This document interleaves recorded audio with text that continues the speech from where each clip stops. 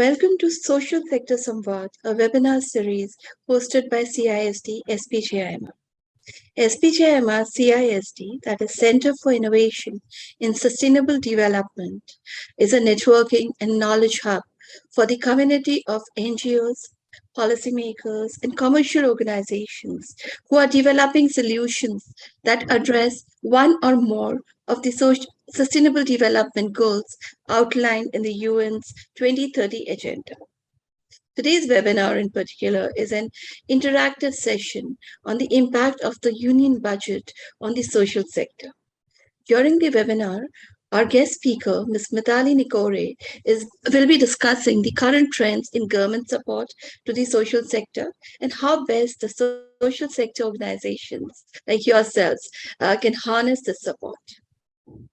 Mithali Nikore is a pioneering economist with 12 years of experience in gender mainstreaming, development finance, policy advisory, and social entrepreneurship. She advises leading multilateral organizations such as ADB, UN Women, and the World Bank. Her experience spans several countries, including South Africa, South Asia, as well as the United States and the United Kingdom. Recently, she presented a paper on gender budgeting in India, pre- and post-COVID-19 analysis at the 30th Annual International Association for Feminist Economics Conference in Geneva. She is also a widely published researcher and writer with the Times of India, World SME News, Indian Express, She the People, and EPC World, to name a few. She has provided expertise on multiple news segments, including the BBC News and India Ahead. Mithali holds a Master of Economics from the London School of Economics and Political Science and a Bachelor in Economics from the University of Delhi. Joining Mithali on the panel are Professor Prabhat Pani, Executive Director, CISD, SPJIMR, and Mr. V. Shankar, Executive in Residence, SPJIMR. Professor Prabhat has over 40 years of rich experience as a leader. He has successfully led businesses in hospitality, telecom, and FMCG industries. His last assignment was with Tata Trust, Mumbai, as head, partnerships and technology. Mr. V. Shankar has 4.5 decades of rich industry experience, including Unilever and Tata Group. Mr. Shankar was the Managing Director and CEO of Rallis India Limited.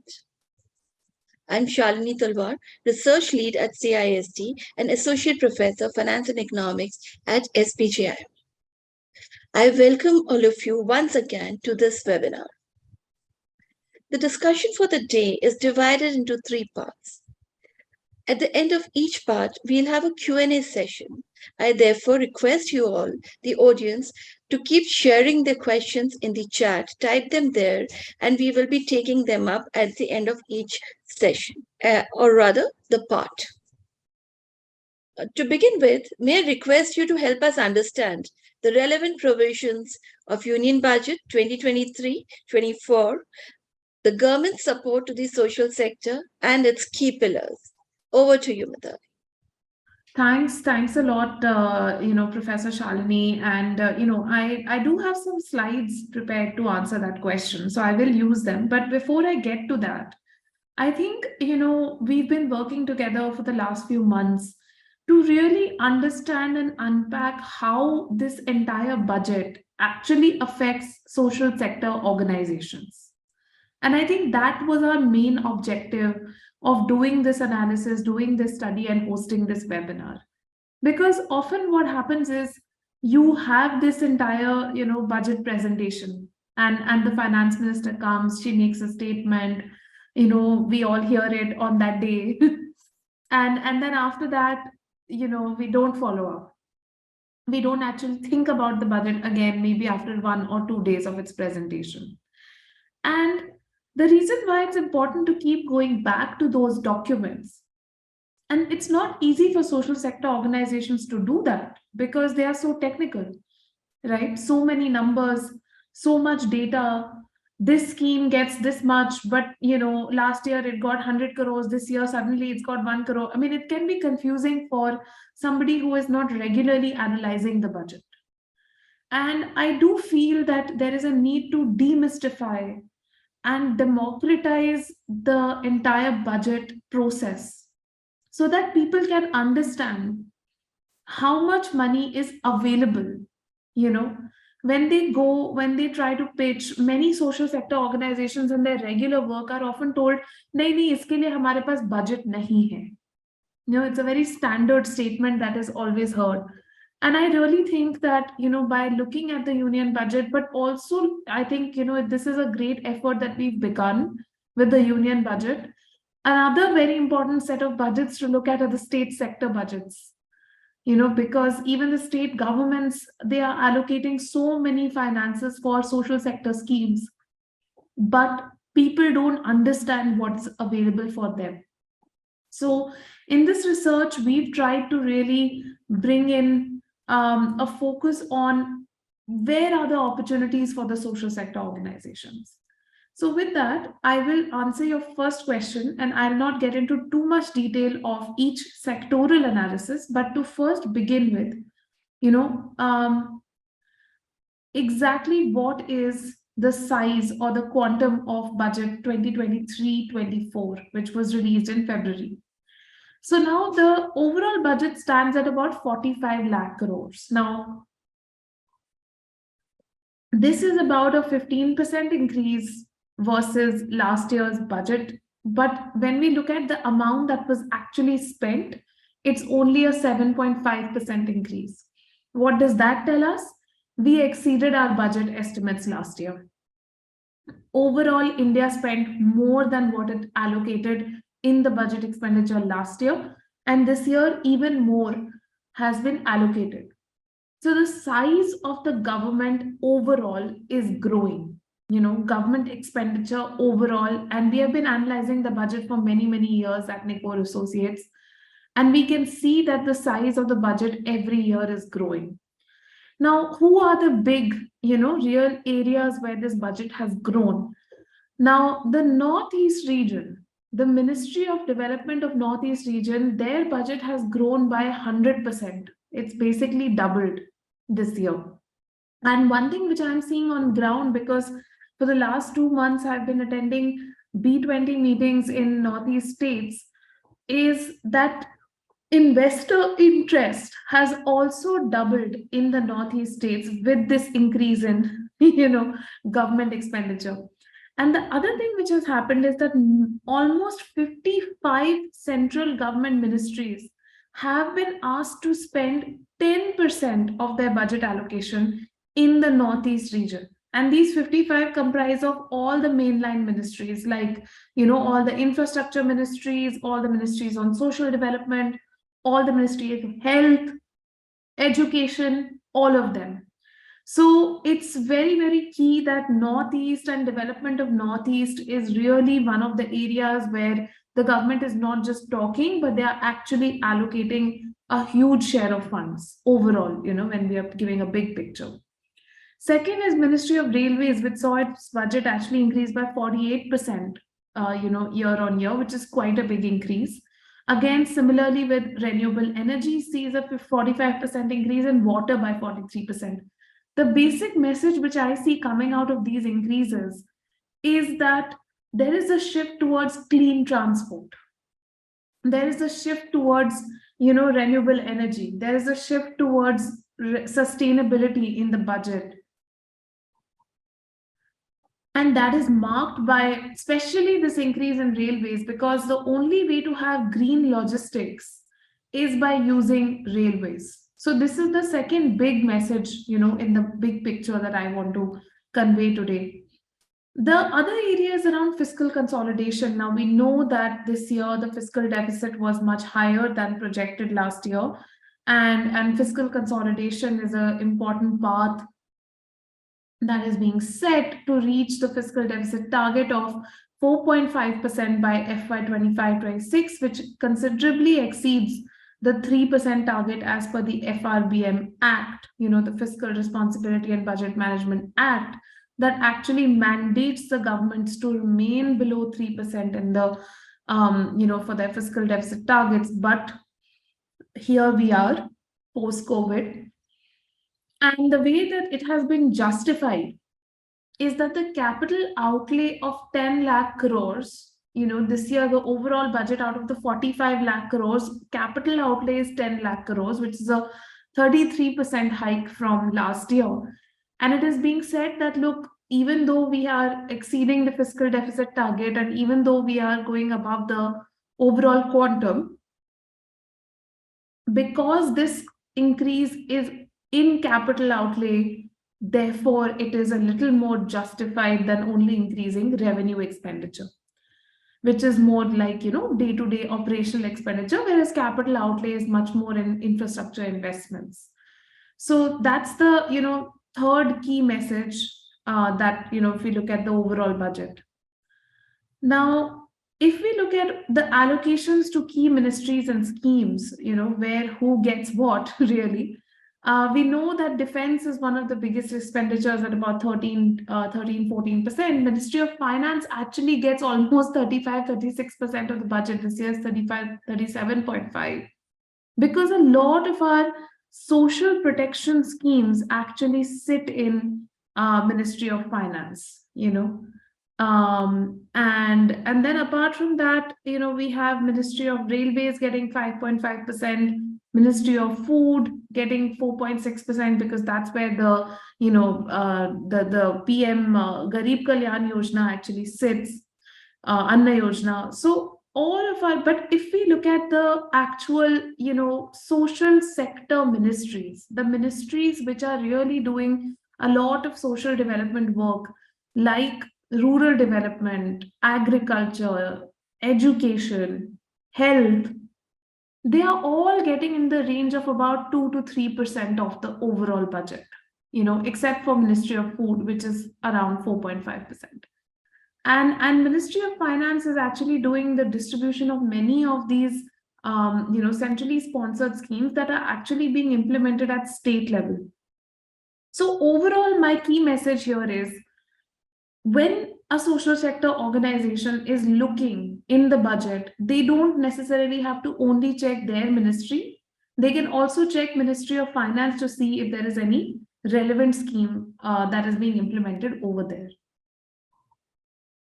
Now, if we look at the actual schemes, the key schemes which got big allocations, the Awas Yojana was the biggest one, almost 3.2% increase from last year, but it continues to be the most important centrally sponsored scheme. The Jal Jeevan Mission is another one that got a big increase this year, almost 27.3%. On the other hand, Narega saw a huge cut of 33%.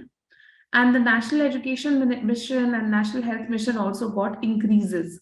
Now, if we look at some of the other schemes that got increases, I would say the Swachh Bharat Mission, both urban and rural. In fact, urban saw a 150% increase in its allocation. And the rural saw almost 50% increase. And then even the Krishi Sinchai Yojana, which focuses on irrigation, saw a 33% increase. So it's important to keep track of some of these major, 10 to 15 major allocations to key schemes, because these are the schemes where then funding is also available for social sector organizations. So before I come to this part, I'll stop and and then we can go back to the presentation after a few questions.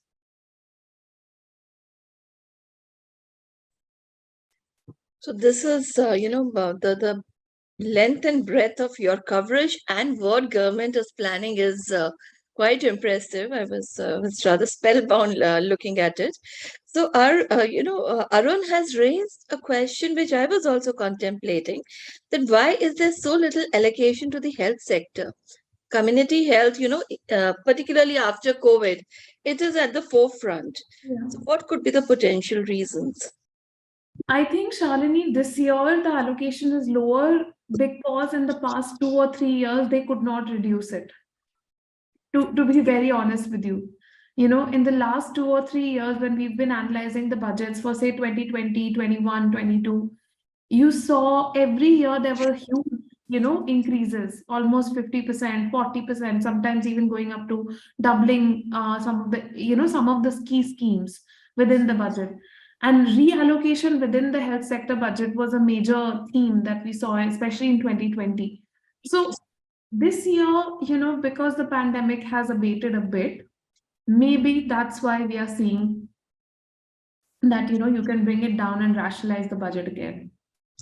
So it is the classic case of resources are limited and they have to be optimally allocated. Is how we can defend this. I think we should not neither support nor defend. We should That, say in the sense, that is a management perspective that I bring here from my understanding of finance and economics.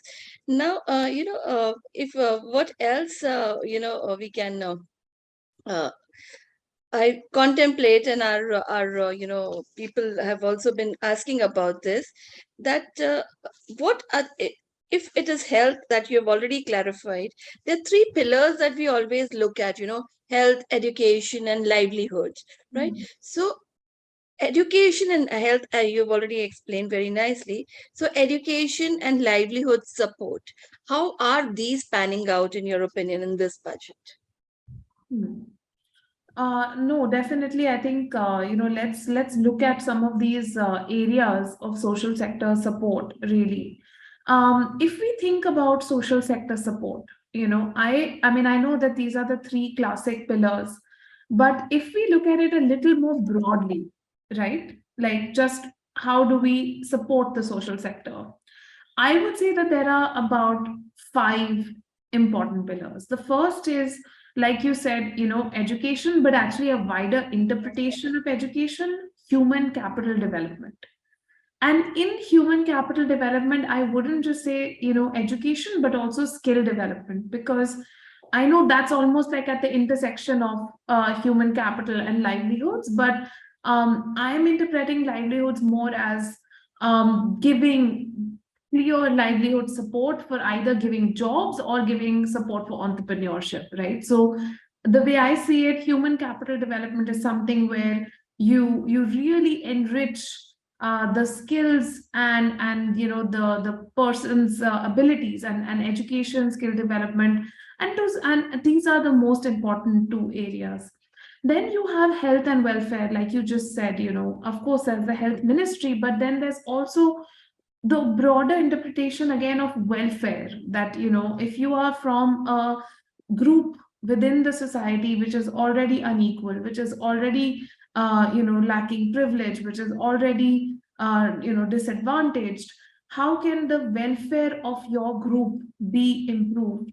And that brings us to the third pillar, which is address structural inequalities. It is important to address certain structural systemic changes in the societal, I would say, superstructures, right? The way we interpret in economics, where gender inequalities based on caste, class, and social groups become so relevant, and what kind of role can governments really play through the budget, through financial support, to break down or at least reduce that structural inequality that manifests in different areas.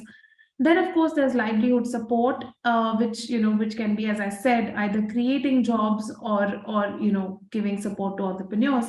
And finally there's the issue of social infrastructure. At the end of the day, it's not just about having infrastructure for education. Health is one, but then there's also care infrastructure. Your Anganwadi centers are one big example of social infrastructure. There's a whole care economy waiting to be explored, and hardly any investment going into it. So in all of these pillars, different ministries play a very important role. And let's now look at a little bit of the data to see, of course, how we are doing on education and livelihoods, but also a little bit on some of these wider. Just I'm sorry I'm intervening. Our the participants from the previous part that we discussed, our participants are asking some interesting questions, and I think they would understand the rest of it better if we answer this question. So, what was the level of inflation? Sasi is asking, what was the level of inflation at that time? He has not mentioned the time, and does the increase in budget cover this?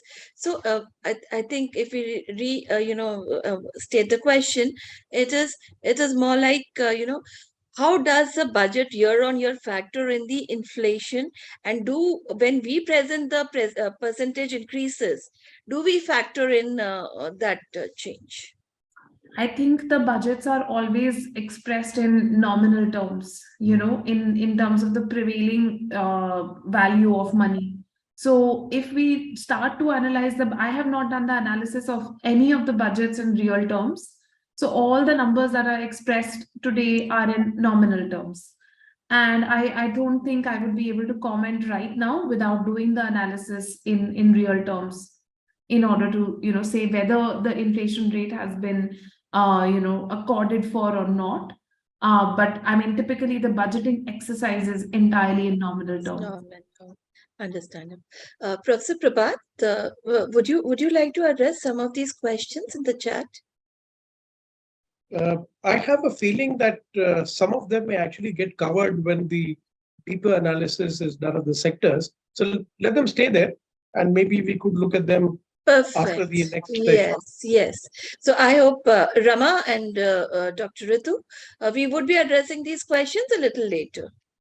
Mitali, thank you for your patience. Please continue. Okay, great. So let's go back to our discussion. And here we are on the Ministry of Education, right? Because that was the point that you had raised, Shalini, Professor Shalini.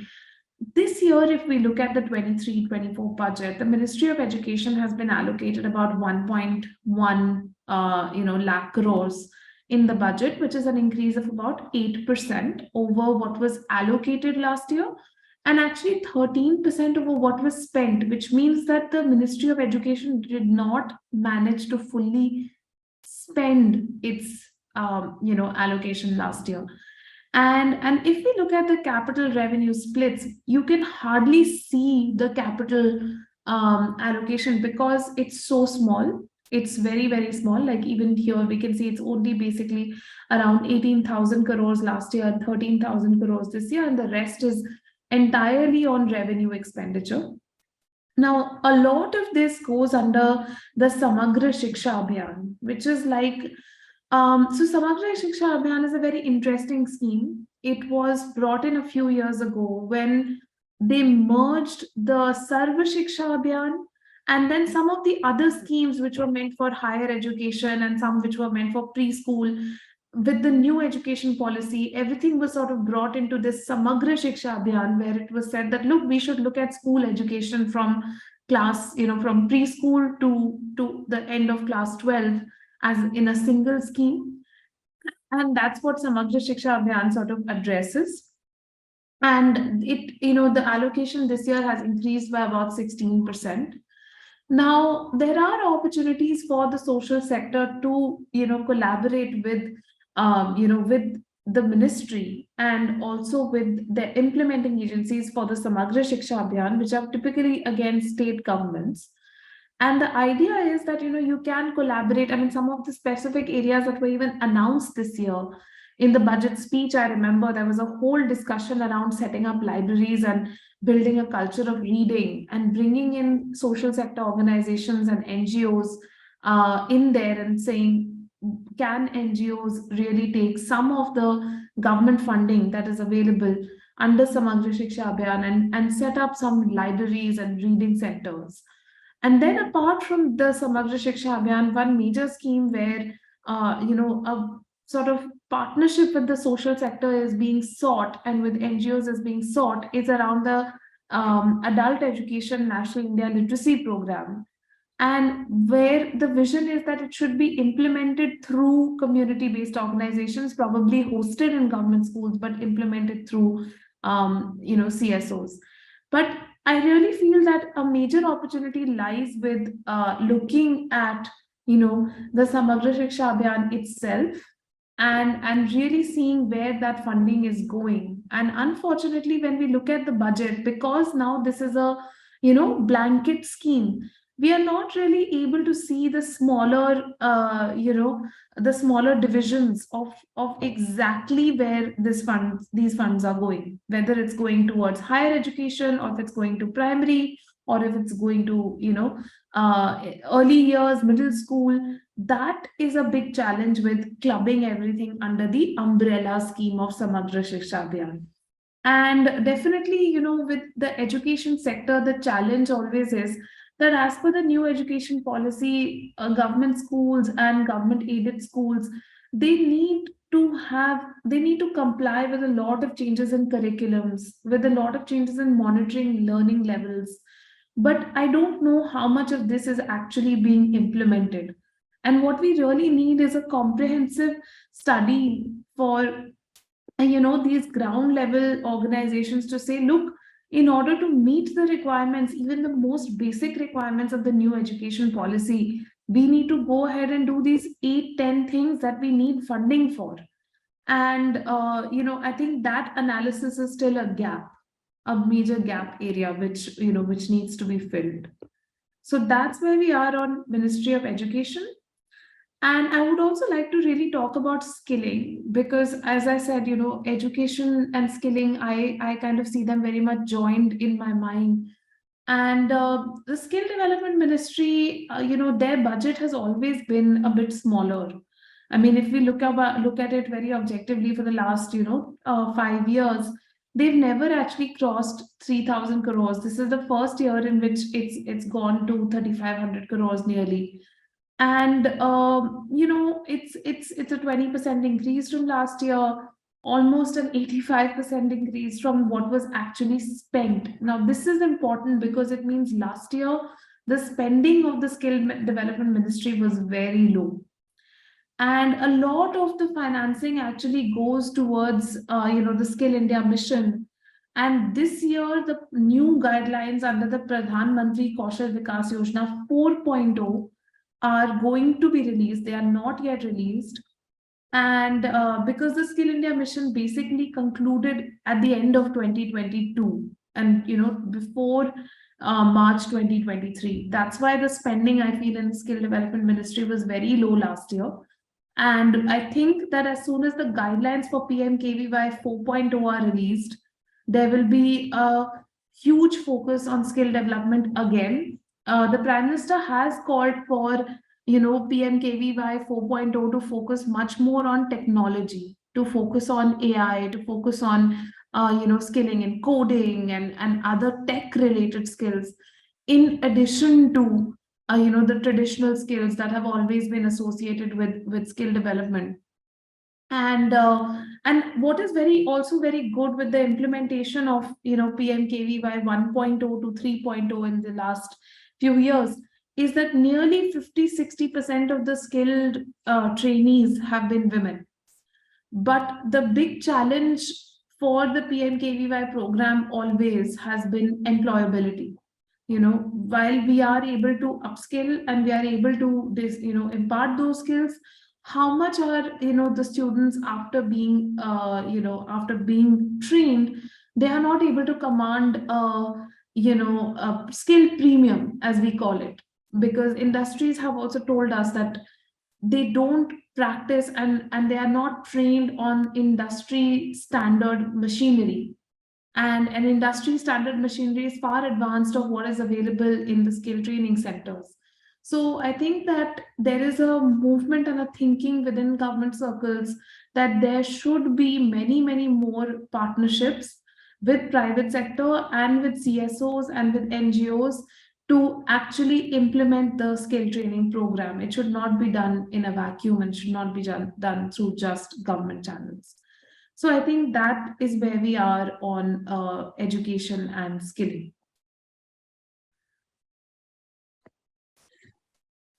Thank you. That's very interesting, and I think our audience are finding it very interesting. I see a set of questions which immediately we should begin with answering this. Srinivas asks us, Can you give an example of capital expenditure in education ministry? This is the problem, Mr. Srinivas. I'm not able to see it in the government budget anymore. This is what I was saying, that a lot of it is going to Samagra Shiksha, but exactly what is it being spent on, we are not getting the details because of everything being in this umbrella program now. But typically, what it would be is setting up new schools. And the reason why it's now so low is because we now have primary schools in 99% of the country has a primary school in 1 kilometer radius. And 99% of the country also has a secondary school in 5 kilometer radius. So what we actually need to be doing is the maintenance and upgradation of these buildings, which is under revenue expenditure, which is why we see that education ministry justifies that we shouldn't have that much capital. However, I do believe that a lot of the facilities at the existing schools, especially in rural areas, need a considerable overhaul. And that would not come under just upgradation. That would come under, rebuilding, reimagining the school spaces. They are still designed in such an old fashioned way. They are not green buildings, which is a very critical thing for schools, because schools should be designed with solar panels and with water regeneration mechanisms and rainfall harvesting systems. And also schools should have sufficient care infrastructure, creches, facilities for where teachers and students can have their siblings or their children be in the creche facility at the school while they are learning or teaching. So these are things which are very important, and are also actually written in the new education policy. But it is obviously very difficult for schools to upgrade in this manner, if they don't have the funds. So I think we have to really have a study and a focus on really reimagining our school spaces, and looking at how the infrastructure of the school aids in improving learning outcomes, because they are related, and no one talks about that.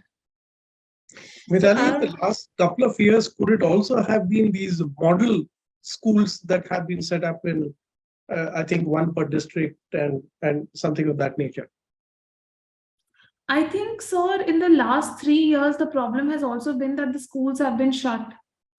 Because of COVID, we didn't actually reopen schools until almost mid 2022. So, we are now entering, this is the first budget in which we are entering with, looking at open schools, which are not digital. But then the issue is also that in the last 3 years, I would have expected a lot more financing to be given for digitizing the school infrastructure. A simple thing is smart whiteboards and smart blackboards. I mean, we are used to imagining a school with a blackboard, but all over the world they are now using smart screens, which immediately transmit the information to the kids' laptops. So just because we have a breadth problem, in the sense that we have a very large population, large number of schools, we still have to start somewhere with some of the upgradation towards this kind of technology. Otherwise we would be really lagging behind. And I think CSR has played a big role. Wherever these upgradations have happened, they've happened because a private sector donor has come in with their CSR financing and has said, okay, we want to improve the school infrastructure. That's a fair point. There are n number of questions that I see all interesting. We will try to take them, but if you are not able to answer these questions during the live session, I would like to inform the audience that we would be posting FAQs soon after the webinar, within few days, so that the answers would be there, and there would be some questions, common questions, which you've raised or not raised. We would be trying to attempting to answer those.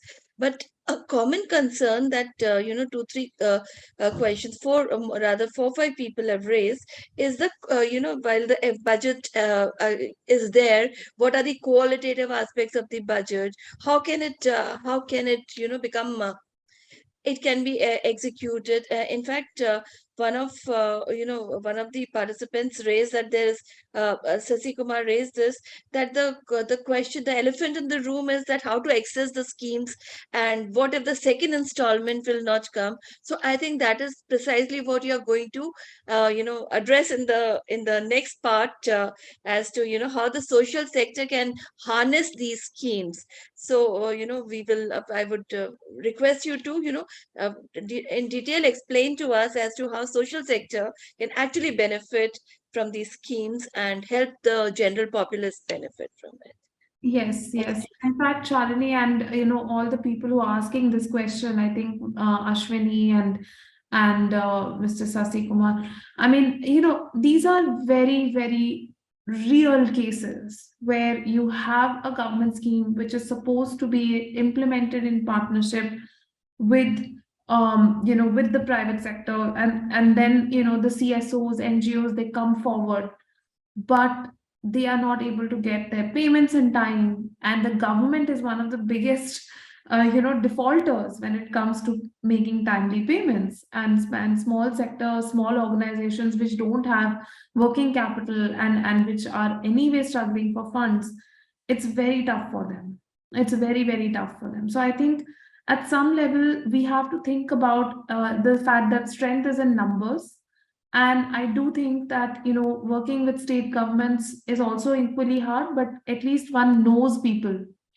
When you go, it's somebody who you can go and meet. If you are an NGO who's working in a ground level area, you can actually go and meet your district officials, or you can go and meet your state government officials. With national governments, that becomes very, very difficult. So I do advocate for a lot of decentralization when it comes to, even with the budget. A lot of the schemes now, as I was presenting, are centrally sponsored schemes but implemented at the state level. So that's very good, because at least one is able to go and just interface with the government agency and say, where is my funding. But of course, even then, I've heard of several cases of delayed payments, and I think this is a big challenge with the government machinery, which can only improve with some more digitization and improvement in the processing capacity. Because I can understand even the government side. I've worked with so many government people. They're like, hum kaise kare? We have so much on our plate. We have so many schemes that we have to implement, and everybody thinks that their problem is the most important problem. So both the sides are really, there's a market failure, I would say, in this situation, and digitization is one way to improve that. So I definitely hear these issues, but this is sort of where we stand. So very quickly, I don't want to go through each and every ministry, but if we look at how can the social sector really harness government support, I just want to give the example of a few schemes here. One scheme that I really feel I want to highlight is around Mission Shakti. And this is a scheme under the Ministry of Women and Child Development, which, in my experience, to be very honest, is one ministry which is much nicer to deal with. They are genuinely very committed to the cause. I mean, I know a lot of people in the ministry, and they are really committed to the cause. They have started a scheme called Swadhar Greh, which targets women who need institutional support for rehabilitation, so that women who have been victims of different difficult circumstances, widows, destitute women, aged women, even women who have suffered violence. And of course, there is a center scheme also, one-stop shelters, OSCs, which have been set up under Mission Shakti. And then there is the Swadhar Greh scheme. Both are working together. Both are under Mission Shakti. And under Mission Shakti, a lot of NGOs can actually come and they can partner with the state government, because this is also a centrally sponsored scheme. The funds come from central government, but it is implemented by the states.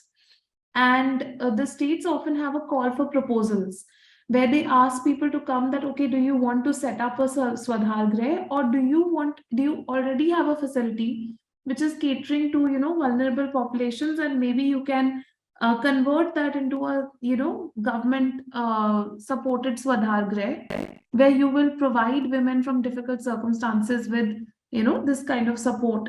So the rent they would pay, the rent of the facility would be paid by the government of India. Then some recurring and non-recurring expenses will be paid.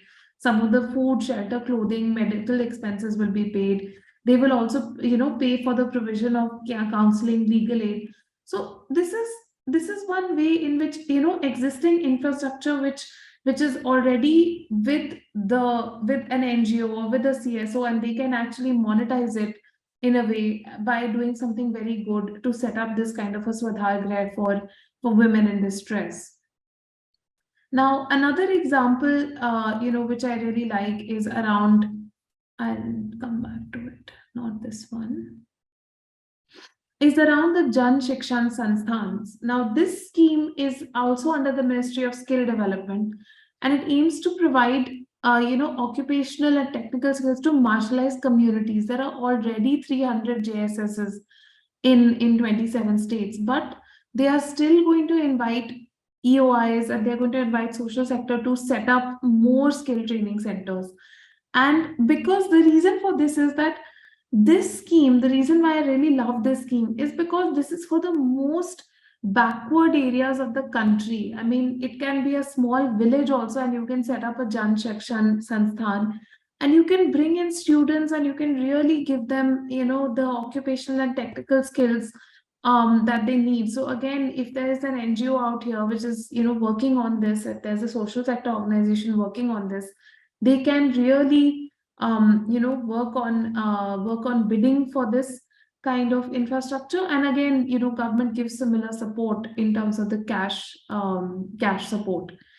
And the Kaushal Vikas Yojana, of course, is a standard scheme. We know that setting up skill training centers, running skill training centers, government is supporting that. There are clear guidelines for this. Now, under the National Health Mission, also especially in rural areas, and there's a framework for implementation that encourages partnerships with NGOs. And in fact, Maharashtra is one state that has done very well in implementing and having NGO-led projects, especially things like mobile medical units, devised, having some tuberculosis awareness, having awareness on blindness control, leprosy, community action, even setting up telemedical centers. So the idea is that, through some of these are just 2-3 examples, but we can have so many more. These are just 2-3 examples, but there are many, many more schemes. And in our paper, which is going to be coming out hopefully soon, we have actually comprehensively covered these schemes across 6 or 7 ministries to give the readers an idea that where is it that the opportunities exist for partnership with the government. Thank you, Mithali. And may I actually, since Mithali referred to the paper, I would like to share with all our, audience participants that we will follow up this webinar with an extensive, the proceedings of the webinar, plus a report, which will have all these aspects discussed in detail, and very, very granular, concerns are being raised by our audience, and which we, being a part of this country setup, we are familiar with, the execution, the implementation, the system frictions, corruptions, etc. Those are acknowledged. It's our country. Those are understood, and our focus today is to to share what is available and what how we can try to leverage. So we would be addressing these questions in our FAQ, but at this point in time, to carry on with the positive note and the global the focus on SDGs, Professor Prabhat, may I request you to tell us something more about how are we on track to achieve the SDGs, the 2030 agenda. What can be done for the social sector, budgets, etc., such that the we are able to align with the globe and are able to deliver on SDGs as expected. Thank you, Shalini. Clearly, given the very large population of this country, the gaps on attaining SDGs under many heads, really the onus is upon India to be able to bridge that gap. And therefore, even though we talk about such large amounts being set aside in the budget for the social sector, which was very well explained by Mitali a while earlier, the gap is still wide. If I know the figures right, then something like 7.7% of the GDP is what has been spent over the last 5 years on the social sector. But the Niti Aayog says that to attain the SDGs, this figure needs to be up to 13%, which is something like a 75-80% increase from the allocations which are being done currently. Obviously, a tough ask. And while I'm sure the government will do what it takes or what is required to the best of its ability, the fact remains that we have to look at other means of being able to bridge this gap, including looking at how philanthropy and some form of private sector funding can actually come in to supplement the efforts of the government. The government will always remain the largest, but I think there are other stakeholders who've also got to see their role in being able to bridge the gap. Thank you. In fact, we see the instances of of private bodies, private companies taking the onus on them, and your experience with Tata Trust, which you often share offline, are a testimony of what private sector can do. And to my mind, the experiment of PPP, the public-private partnership, which is very successful in the infrastructure sector, could be extended to social sector in a more formal way, and might actually work. But yes, what you've said is absolutely true. Professor Shankar has been there with us, and it's immense experience in agri sector, and how do you perceive from your as an expert from agri sector, very familiar with the workings of corporate India, and then what the provisions are there in the budget for the social sector? How do you see all of this coming together? What are your views on this? Thank you, Shalini.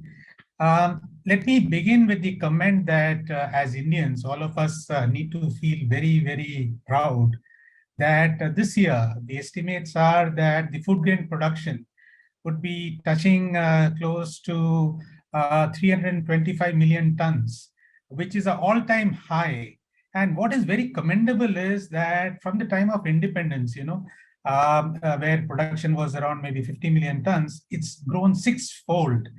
And we had long periods in our history where there was a lot of starvation, food shortage, and today we are talking about really moving towards actually feeding the world. And that's the potential which agriculture holds. That said, there are quite a few challenges. It's not going to be a bed of roses. And while production is high, in fact, we are number one or number two or number three in the world of total production, whether it's milk, fruits and vegetables, even rice, cotton, and so on. But in terms of productivity levels are quite low. So in one way to look at it is that there's huge potential for improvement. The next challenge before us is all about sustainability. Practically every inch of soil in our country is sick. Different levels of nutrition sickness, whether it's micronutrients or even macronutrients, imbalanced nutrients, more of nitrogen, less of potash, and so on. Water shortage. We grow paddy at the wrong places.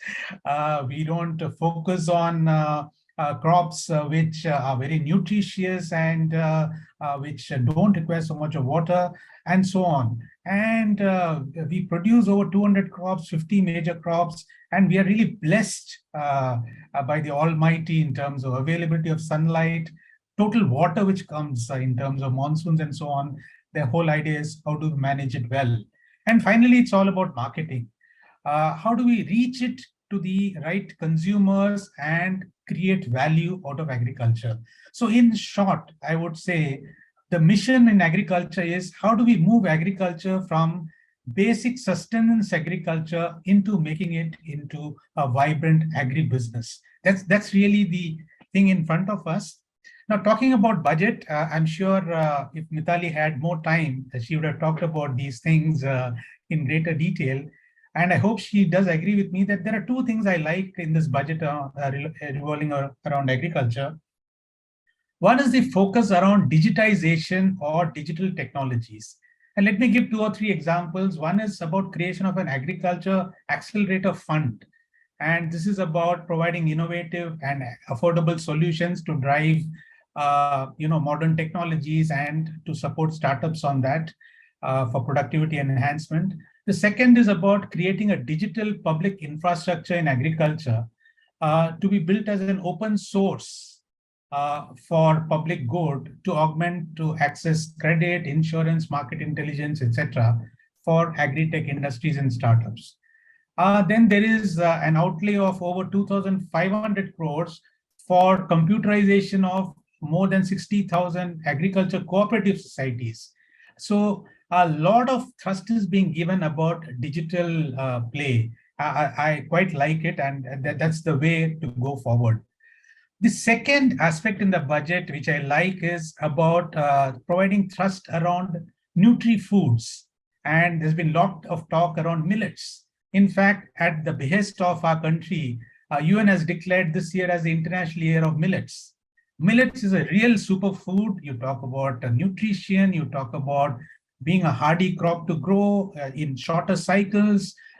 You talk about it really providing protein, it addressing various health ailments, etc. It is really the way to go. And it's been rightly christened Shri Anna, the mother of food grains, and it's given that kind of honor. And a lot of focus is being given to the International Institute of Indian Institute of Millet Research to make it a global hub for research. I think a right way to go. We spoke about execution excellence. I think the thoughts are all there, the schemes are there, the intent is there. How do we really push it and take the budget forward? So to conclude, I would say 3 important things going forward this year particularly. One is how do we manage climate smart agriculture? Because unfortunately, this year is going to be an El Nino year. And while it's early days, in a month or 2, we'll get to know how bad it's going to affect the Indian agriculture as well. And a lot of agriculture is around rain-fed agriculture. So we will need to look at that. And therefore, climate smart technologies is going to be an important thing. Not only this year, I think going forward with all this climate change. Second area I would say is how do we get the aggregation movement going? We've got smallholder farmers, 85% are smallholder farmers. And how do we aggregate land given our very, very complex set of regulatory mechanisms, and how do we bring them together? And farmer producer companies are a good way forward. But again, competence building, Mithali spoke about skill building. How do we really bring in that competence amongst farmers to be able to run companies like corporates and get that aggregation going and actually get the right profile of connect with the markets and consumers, so that when we produce this is going to be the task ahead going forward. And I hope the budget in its various forms actually supports that. 2 negatives I see out of the budget, Mithali, again, I don't know if you'll agree with me. One is there's a sharp pullback on MN Narega, almost, as you said, 33% pullback in a tough year, maybe. Now it's going to be coming on an even footing with this Rabi production and all that. But then if we are going to have a tough Kharif going forward, pull back on Narega, I don't know how it's going to affect the rural thing. And the second is, if my memory is right in the budget, even the food, total overall food subsidy allocation is down by about 30%. So I'm just wondering whether these 2 pullbacks in the budget is going to affect in hopefully I'm hoping the year should not be difficult for agriculture, but if it does turn difficult, whether it's going to be a dampener. Let me stop here. If Amen there to are further that. questions, we can take it. Thank you. Amen to that. And our audience have been asking us, whether the presentation would be shared. So yes, we would be capturing entire knowledge, and a lot of all the discussions will be formally made available. So you may rest assured, some questions about budget convergences, etc., SDGs, you will find the answers to those in the FAQs which we'll be posting. You have been a very, very participative audience, raising some questions which will vibrate and resonate in our minds, and we'll seek answers to those. And the theme, I think we can conclude with the takeaway is that it has to be, we are on the right track. The government is making its endeavor for executing it more perfectly, ensuring that it reaches people and is smooth. I think there's a private participation that is required. A model needs to be evolved where the system becomes frictionless and the benefits reach the grassroots level, is how I can as more of a management and less of a social sector hand, that is how I can conclude on this. So thank you very much to our audience. Our panelists have been excellent, and I would be remiss in my duty today as the master of proceedings if I do not thank Sukriti, Mannat, and Sunita for their silent but very, very effective support in executing the entire webinar. Thank you so much, Prabhat, Mitali. In case you have some closing words, you're most welcome to please share them with us. Before Mitali is given the final word on this, maybe I just thought that I would share that we had to keep some limitations with regard to the time. I think this topic obviously could have gone on much, much longer. But thank you, Mitali, for not only a wonderful presentation, but picking up nuggets and snippets to give a good perspective about where the details lie and how they can actually be unraveled. That is, if the government itself unravels it in the first instance, and how civil society organizations and NGOs can actually gain through the partnership possibilities that exist.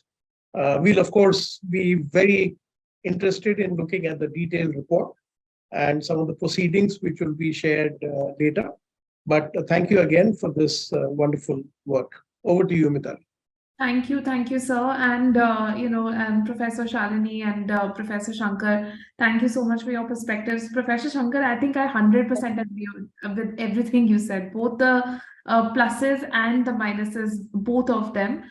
And, I really think that the budget overall for the last, not only this year, it's just not about this year, but for the last 4 or 5 years, we really need to have more focus on 3 big ideas. The first one is sustainability across, because, while we are very confident about our growth at this point in time, as a, in all circles, we hear this. And of course, there is a confidence in India because if you go to so many other countries, you don't see this progress. It's unprecedented, what we have achieved in the last few decades. And it's not just about the numbers, right? It's not just about the growth rate chart, but it's also when you actually go around in the rural areas and in the urban areas both. There are real benefits and real changes that have happened to people's lives. So I think it is unprecedented what we have achieved, but we also have to safeguard it. जैसे अपनी our mothers always say, right, अपने jewelry को संभाल के रखो. ये तुमको काम आएगी बाद में. It's the same thing we have to do. We have to protect our growth. And the way to protect our growth is to do 3 things. Really focus on sustainability, climate sustainability, I mean, because it's the biggest threat that is facing, really just our very existence is threatened by that. And a lot of communities, a lot of vulnerable communities, I can talk about Sundarbans, or I can talk about on the, on the western coast or in the southern areas, where we can see these flood waters coming in, where we can see the impact on people's lives coming in already. And of course, the air pollution that we experience on an annual basis with like a season. These are real issues which have to be solved without delay. The second issue that, overarching, I really hope to see in future budgets, which have not really come up that much, is around digitization. Even now, I feel that digitization, automation, it's like a add-on. Okay, we will also do this digital mission, or we will also do this, digital transformation initiative. And if we look at the money that is actually allocated for it, is like 100 crores, 200 crores, which is still not sufficient for systemic change. If you have to change the way the entire system is functioning, you have to allocate a large one-time amount and then bring it down in the years that follow. So I think that's the second. And the third is really around mainstreaming this entire approach of correcting and addressing social inequalities. We are dangerously in an area where we have increasing income inequality in place. We have seen growth, but we have seen that maybe that growth is now at risk of getting concentrated in few hands. And we have to make sure that it is broad based. And the only way to do that is to actually bring in CSOs, NGOs working relentlessly on the ground and give them the financial resources to do what they need to do. And I think that's why this entire webinar has been so good. This entire research has been so good. And of course, a big thanks to my team, Sukriti and Mannat specifically, and the entire SPJIMR team, CISD team, and Sunita, who have done such a fantastic job in putting this together. Indeed. I think that's it. And with the permission of rest of the panelists, I would like to close the webinar now. Thank you. Bye-bye. Have a great evening ahead, and we will be in touch. So we'll follow up with a lot of material and knowledge sharing. Thank you. Bye-bye.